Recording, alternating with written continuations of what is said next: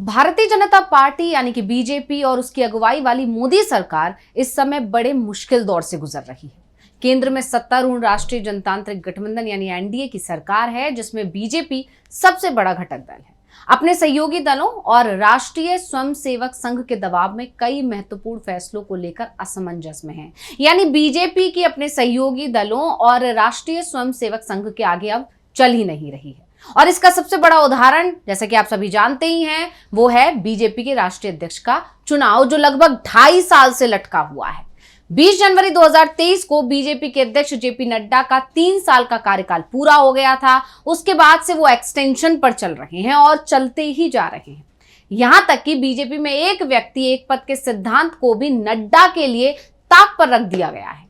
1 साल से ज्यादा का वक्त हो चुका है और नड्डा मोदी सरकार में कैबिनेट मंत्री भी हैं और बीजेपी के अध्यक्ष भी। नड्डा को अध्यक्ष पद पर एक्सटेंशन इसलिए मिल रहे हैं क्योंकि पार्टी अध्यक्ष का चुनाव ही नहीं हो पा रहा है। और पार्टी अध्यक्ष का चुनाव क्यों नहीं हो पा रहा है, तो इस देरी के पीछे की वजह भी आप सभी जानते हैं। वजह साफ है, आरएसएस और बीजेपी आलाकमान के बीच बीजेपी अध्यक्ष के नाम पर सहमति की कमी, और इसी वजह से अभी तक चुनाव नहीं हो पा रहा है और चुनाव लगातार टलता जा रहा है। इसके अलावा कई और भी नीतिगत और संगठनात्मक मामले भी अधर में हैं, जो तमाम सवाल खड़े करते हैं। तो आज की स्पेशल रिपोर्ट में हम ऐसे ही कुछ मामलों पर करेंगे चर्चा, जो अधर में लटके हुए हैं, और ये भी जानेंगे कि बीजेपी क्यों सहयोगियों और संघ के दबाव में है। तो बीजेपी अध्यक्ष के चुनाव में हो रही देरी के चलते लगातार ये मुद्दा चर्चा में बना रहता है। संघ और बीजेपी के बीच की तनातनी समय समय पर निकलकर सामने भी आती रहती है। संघ अल्टीमेटम दे चुका है बीजेपी आलाकमान को, बावजूद इसके बीजेपी आलाकमान इस पर कोई फैसला नहीं ले रहा है। और अब अध्यक्ष चुनाव को लेकर चल रही चर्चा के बीच चर्चा ये भी चल रही है कि एक तरफ संघ के दबाव में अध्यक्ष फाइनल नहीं हो पा रहा है, तो दूसरी तरफ सहयोगियों के दबाव में मंत्रिमंडल का विस्तार नहीं हो पा रहा है। यानी बीजेपी अभी हर तरफ से फंसी हुई है। संघ और सहयोगी दोनों उसके लिए जरूरी हैं, लेकिन यह जरूरत अब बीजेपी के गले की फांस भी बनती जा रही है।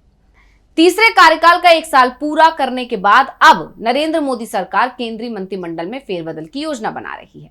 सूत्रों के हवाले से खबर है कि भाजपा के नए राष्ट्रीय अध्यक्ष के चुनाव और राज्यपालों के बदलाव के साथ ही संगठनात्मक बदलाव इसके लिए जमीन तैयार कर रहे हैं। रिपोर्ट में भाजपा सूत्रों के हवाले से यह बताया गया है कि कैबिनेट में राज्यसभा सांसद बदले जा सकते हैं, जिनका कार्यकाल अंतिम दौर में है, यानी जल्दी ही जिनका कार्यकाल खत्म होने वाला है, और उन्हें संगठन में जगह दी जा सकती है। एक भाजपा नेता ने यह भी कहा है कि चीजें चल रही हैं और सवाल एक ही बना हुआ है कि अब आगे होगा क्या।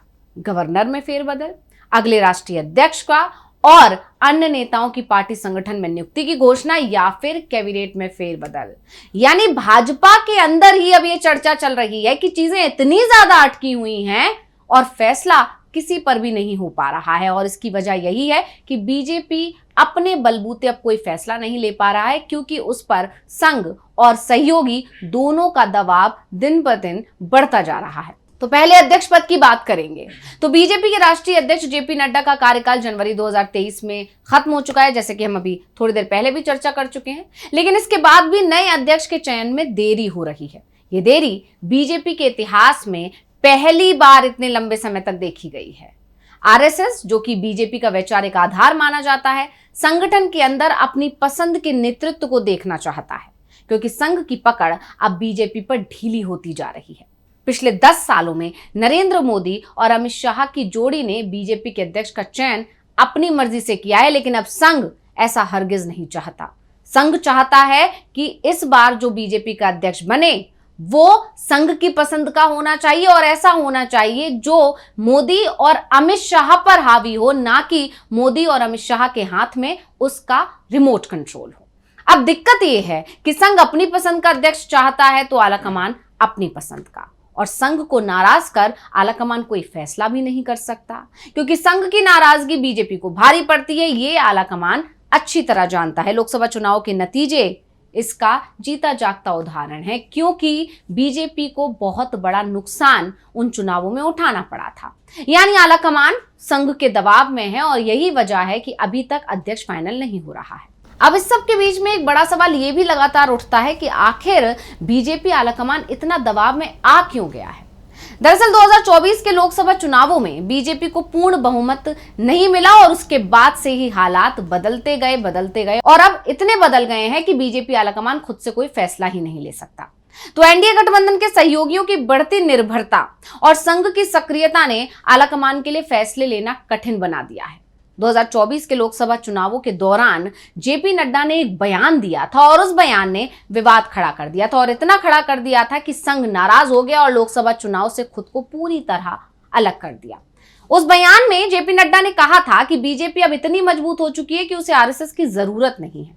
इस बयान को संघ ने पारिवारिक मामला बताकर खारिज भले ही कर दिया था, लेकिन संघ ये समझ गया था कि ये बयान बिना आलाकमान के परामर्श के या उनकी मर्जी के बिना नहीं दिया गया होगा, क्योंकि नड्डा के इस बयान के बाद अमित शाह या मोदी का कोई भी बयान नहीं आया था। किसी भी तरह से उन्होंने नड्डा के खिलाफ कोई एक्शन भी नहीं दिया था और ना ही ये कहा था कि ये नड्डा के निजी विचार हैं, इससे पार्टी का कोई लेना देना नहीं है। और ये घटना बीजेपी और संघ के बीच तनाव का संकेत दे रही थी, यानी बीजेपी और संघ के बीच दूरियां बढ़ती चली गई और इसी का असर पहले लोकसभा चुनाव पर पड़ा।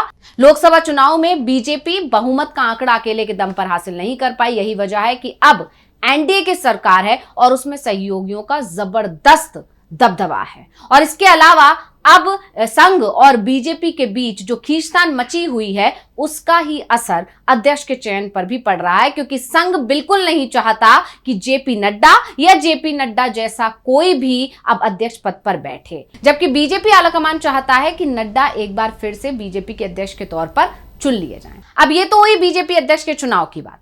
इसके अलावा कई और भी फैसले हैं जो अधर में हैं, जिससे पता चलता है कि बीजेपी सहयोगियों के भी बेहद दबाव में है। यानी सिर्फ संघ ही नहीं, सहयोगियों ने भी बीजेपी आलाकमान की नींद उड़ा रखी है, क्योंकि 2024 के लोकसभा चुनावों के बाद एनडीए में शामिल सहयोगी दल जैसे कि जनता दल यूनाइटेड, तेलुगु देशम पार्टी यानी टीडीपी और हाल ही में अभी शामिल हुई अन्ना द्रमुक एआईएडीएमके ने मंत्रिमंडल में ज्यादा सीटों की मांग की है। दरअसल मोदी सरकार में 9 मंत्री परिषदीय पद खाली हैं और बिहार विधानसभा चुनाव से पहले मंत्रिमंडल में फेरबदल की संभावना है। हालांकि सहयोगियों की मांगों और बीजेपी के अपने नेताओं के बीच संतुलन बनाना चुनौतीपूर्ण है। एनडीए में टीडीपी, जेडीयू और शिंदे गुट की शिवसेना जैसे सहयोगी अब ज्यादा मोल भाव कर रहे हैं, क्योंकि वो ये बात अच्छे से जानते हैं बीजेपी को अगर केंद्र में बने रहना है तो इन सहयोगियों की जरूरत है। जैसा कि विपक्ष भी बार बार कहता है कि बीजेपी की जो सरकार है यानी एनडीए की जो सरकार है वो इस बार वैसाखियों पर टिकी हुई सरकार है। ऐसे में सहयोगी दल भी अपनी इंपॉर्टेंस को समझ रहे हैं और उसी के चलते बार बार बीजेपी आलाकमान पर दबाव बना रहे हैं। उदाहरण के लिए टीडीपी ने आंध्र प्रदेश में विशेष राज्य का दर्जा मांगा है, जबकि जेडीयू बिहार में ज्यादा मंत्रालय चाहता है। ये बीजेपी के लिए नीतिगत और संगठनात्मक फैसले लेने में एक बड़ी बाधा बन रहा है। इसके अलावा बीजेपी के संगठन में बड़े पैमाने पर बदलाव की योजना है और जिसमें 50% राष्ट्रीय महासचिवों को बदला जा सकता है और युवा चेहरों को मौका दिया जा सकता है। साथ ही संसदीय बोर्ड में कदावर नेताओं को शामिल करने की चर्चा है, लेकिन यह प्रक्रिया भी राष्ट्रीय अध्यक्ष के चयन के बाद ही पूरी होगी, जो अभी तक लटकी हुई है।